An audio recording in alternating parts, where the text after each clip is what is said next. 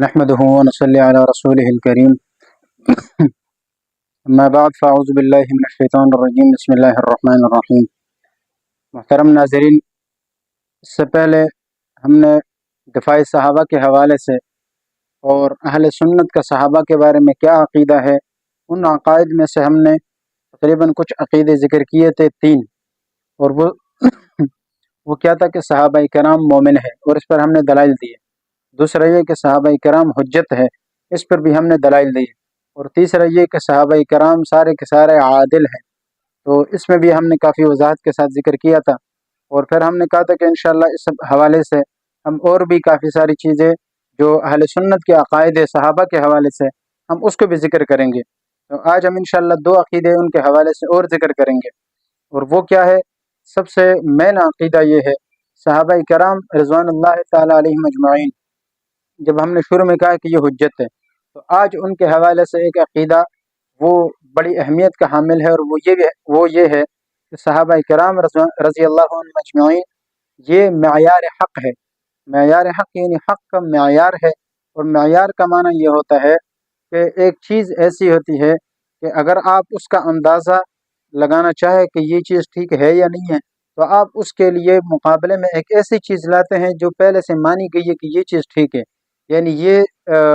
پہلے سے مانی گئی ہے اور یہ صحیح قرار دی گئی ہے، اور تمام چیزوں سے اس کو درست قرار دیا گیا ہے، تو آپ اس کو مقابلے میں لاتے ہیں کہ یار اگر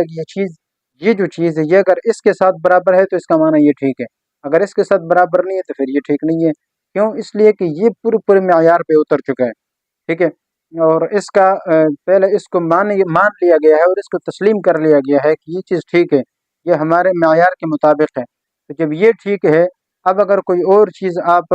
اس کے ساتھ برابر کرنا چاہتے ہو، تو اگر اس کے برابر ہے تو آپ کہیں گے کہ یہ چیز بھی ٹھیک ہے، اگر اس کے برابر نہیں ہے تو پھر یہ قابل قبول نہیں ہے، تو اس کو کہتے ہیں معیار۔ تو چونکہ صحابہ کرام رضی اللہ عنہم اجمعین ان کو ہم ایمان کی نظر سے دیکھتے ہیں، اس لیے قرآن و سنت کے مطابق صحابہ کرام ہمارے لیے معیار حق ہے۔ معیار حق کا میں نے مطلب آپ کو سمجھا دیا، ذکر کر دیا۔ اب قرآن کریم سے اس کی کیا دلیل ہے کہ صحابہ معیار حق ہے؟ میں صرف 2 چیزیں آپ کے سامنے ذکر کرتا ہوں۔ صحابہ عقائد کے حوالے سے بھی، یعنی ایمان کے حوالے سے، اس حوالے سے بھی معیار حق ہے، اور اس کے ساتھ ساتھ اعمال کے حوالے سے بھی صحابہ کرام معیار حق ہے۔ صحابہ کرام جو ہے وہ معیار حق ہے، اس حوالے سے جو ان کے ایمان کا تذکرہ ہے وہ قرآن سے اس طرح سے ثابت ہے کہ سورہ بقرہ میں اللہ رب العزت فرماتے ہیں فَإِنْ آمَنُوا بِمِثْلِ مَا آمَنْتُمْ بِهِ فَقَدْ اهْتَدَوْا، کہ اے صحابہ کرام کی جماعت، اگر یہ لوگ ایمان لاتے ہیں اور ایسے ایمان لاتے ہیں جس طرح کہ تم ایمان لا چکے ہو، فَإِنْ آمَنُوا بِمِثْلِ مَا آمَنْتُمْ، اگر وہ ایمان لاتے ہیں اس طریقے سے جس سے تم ایمان لا چکے ہو، فَقَدْ اهْتَدَوْا، تو پھر وہ ہدایت پر آ سکتے ہیں، یعنی ہدایت یافتہ ہو سکتے ہیں۔ یعنی میں نے پہلے آپ کو معیار سمجھایا کہ صحابہ کرام کا معیار کیا ہے۔ وہ دیکھیں کہ اللہ رب العزت گویا یہ فرما رہے ہیں کہ تم تو ہدایت کے پورے راستے طے کر چکے ہو اور ہدایت کے اعلیٰ درجے پر پہنچ چکے ہو، اولئک هم المفلحون ہو، اور تم لوگ کامیاب ترین لوگ ہو، اور تم یعنی اصل چونکہ تم لوگ مکمل طور پر کامیاب ہو۔ اب اگر کوئی اور بھی کامیابی چاہتا ہے، کوئی اور بھی پاس ہونا چاہتا ہے، کامیاب ہونا چاہتا ہے اور سیدھے راستے پر آنا چاہتا ہے، گمراہی سے ہٹنا چاہتا ہے، تو اس کو بھی چاہیے کہ وہ طریقہ اور وہ راستہ اختیار کرے جو صحابہ والا راستہ ہے۔ اگر وہ صحابہ کے راستے پر چلے گا تو ٹھیک ہے، وہ گمراہی سے بچ جائے گا اور ایک معیار پہ چل کے وہ سیدھے راستے پر آئے گا اور کامیاب ہو جائے گا۔ اگر صحابہ کے راستے پر نہیں چلتا تو اس کا مطلب یہ ہے کہ اس کا ایمان اور اس کا وہ کسی کام کا نہیں ہے۔ تو اللہ رب العزت نے بھی کیا فرمایا؟ فَإِنْ آمَنُوا، کہ اے صحابہ کرام کی جماعت، اگر یہ لوگ ایمان لاتے ہیں اور ایسے ایمان بِمِثْلِ مَا آمَنْتُمْ بِهِ،